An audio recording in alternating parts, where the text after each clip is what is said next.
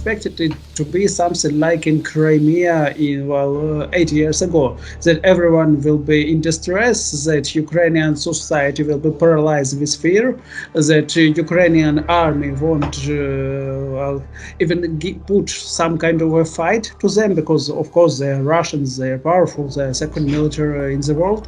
So they just planned to visit our cities, plug their flag into the ground and install a new government. But the question is, what will be next?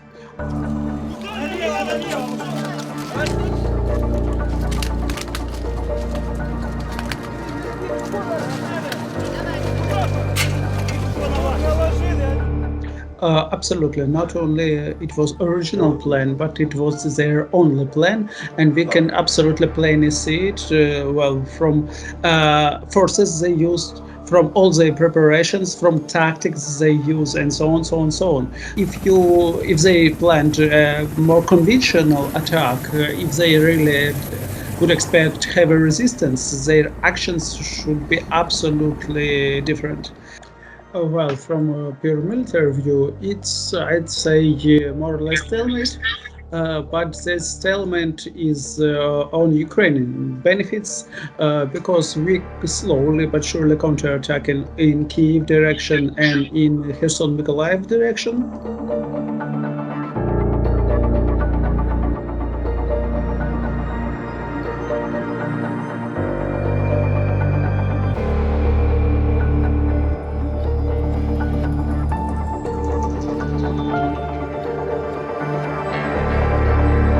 Well, I think the Russians are behind in their plan. They wanted to have a blitzkrieg initially to get down to Kiev and overturn the government at a very rapid pace. Yes, the original plan didn't work. They quickly turned to another plan. So yes, their original plan did not work out. Their second plan seems to be going, but far slower than they might have wanted.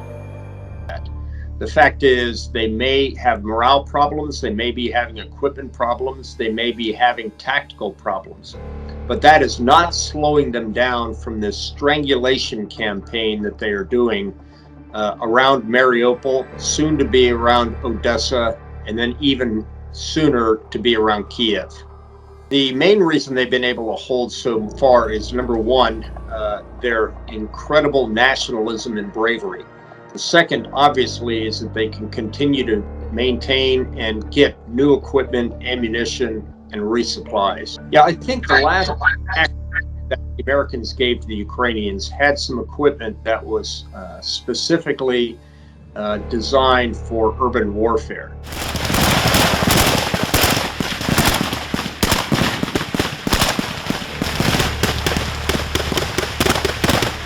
Common Russian soldiers don't really understand what's going on, what this war is about, and we understand it pretty clear. For us, that's a kind of war for our existence. We have a short line of supplies. We are fighting on our land, we are fighting from defense, and it actually makes a good standpoint. We can actually defend pretty effectively. Also, our forces have a much better combat experience, because every our soldier in some way participated in combat on Donbass and Luhansk in Luhansk region, and we got some good I'd say weaponry, both of Ukrainian origin and of foreign origin.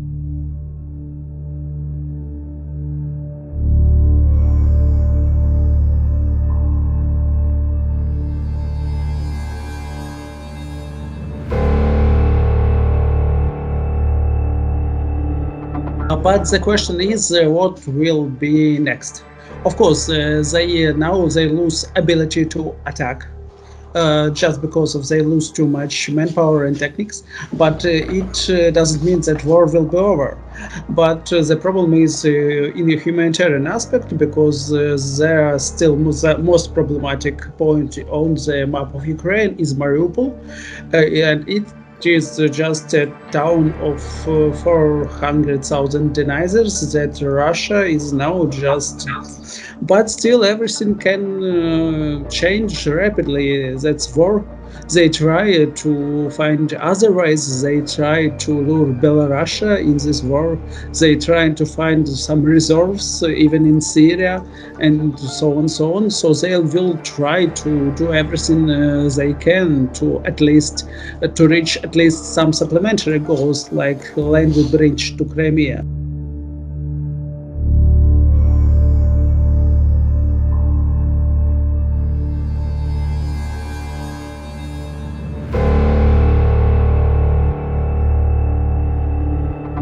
Will the Ukrainians hold out? Mariupol is already being asked to surrender. Will President Zelensky hang in there as he sees thousands and thousands of casualties, or will he say, I want to stop this to prevent further bloodshed? And again, the same thing for President Putin. Does President Putin have the will to keep his soldiers in this fight, fighting and dying for a country that probably doesn't mean a lot to these soldiers? And will public opinion stay behind President Putin, or will these protests get bigger and bigger and force President Putin to change his mind for fear of having to worry about regime change? Will those leaders have the courage to stick to their plans?